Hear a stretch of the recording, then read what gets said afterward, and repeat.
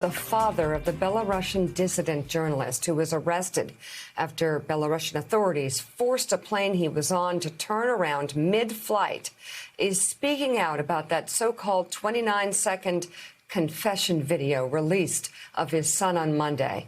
Protasevich's father says that his son's nose is likely broken due to its shape. He also says that his face has a lot of powder on it, and there is visible bruises on his forehead. In the short video, the 26-year-old appears to admit to organizing mass protests while saying that he's being treated correctly. A similar confession video of Protasevich's girlfriend has also been filmed by Belarusian authorities. She says she was on that same diverted flight and that she posted information about police officers online. President Biden is expected to discuss this incident, which many view was the hijacking of a commercial flight to arrest Protasevich when he meets next month with Russian President Vladimir Putin. Putin is a close ally of Belarus President Alexander Lukashenko. And new this morning, President Lukashenko is defending his country's actions in diverting that plane, carrying a dissident journalist and arresting him. In his first comment since the incident on Sunday, Lukashenko said he acted in a, quote, lawful way and was protecting people in line with international rules.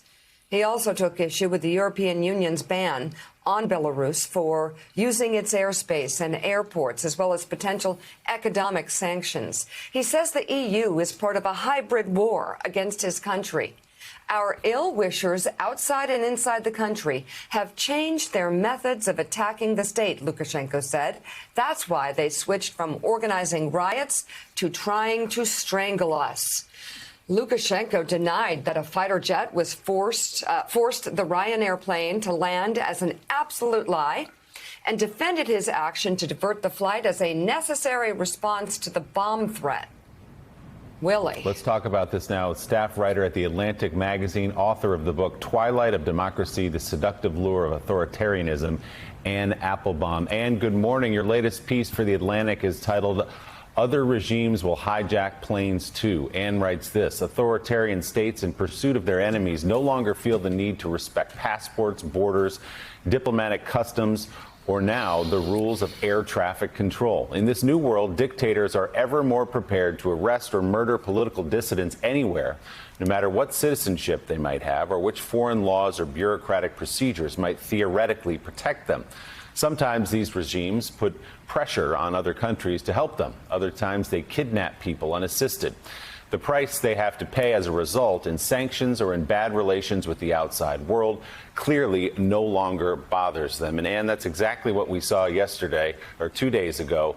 Brazen isn't the word to use, to hijack a commercial airliner, to have it land and to pull a journalist off of it. What do you see in this move from Lukashenko in Belarus, and how does it show us what's happening around the world? So I think, yes, this is an escalation of something that some are calling transnational repression.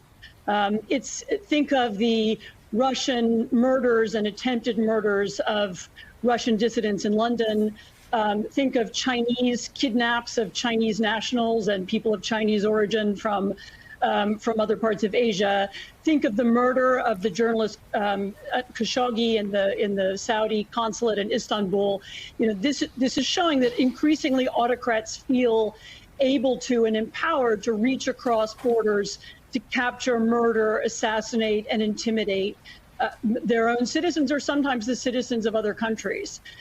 Also think about what this means for air traffic control. I mean, we think of air traffic control as really one of the few areas in which all of us rely on its neutrality, its apolitical nature. Anybody landing anywhere has a right to assume that the air traffic controllers don't want anything from them except for their plane to land safely.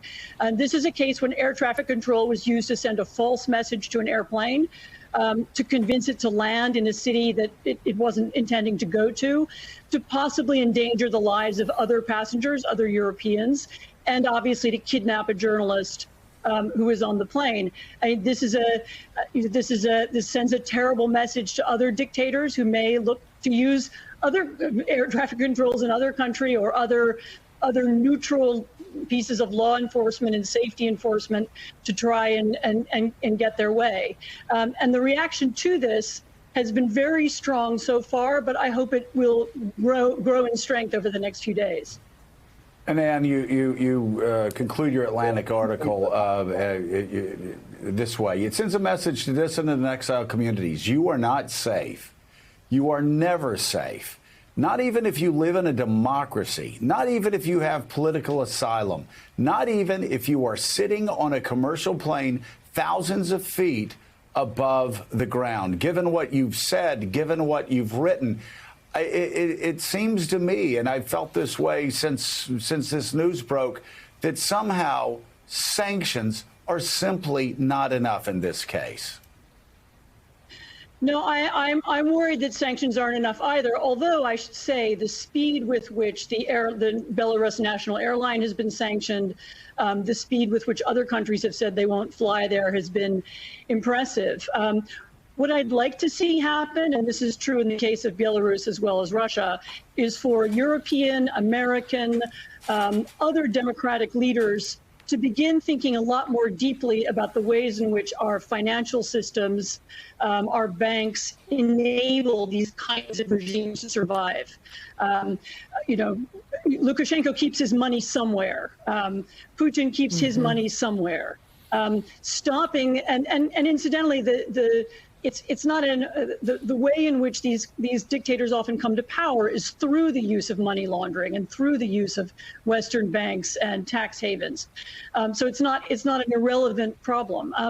Finding ways to stop that process, finding ways to cut them off from their source of power, I think over time that would make a much bigger difference than these reactive sanctions. I mean, we need a much longer term strategy towards autocracies, particularly given that the autocracies clearly are now working together. Putin and Lukashenko work together. The Chinese and the Iranians work together. We need a joined up strategy among democracies now, too.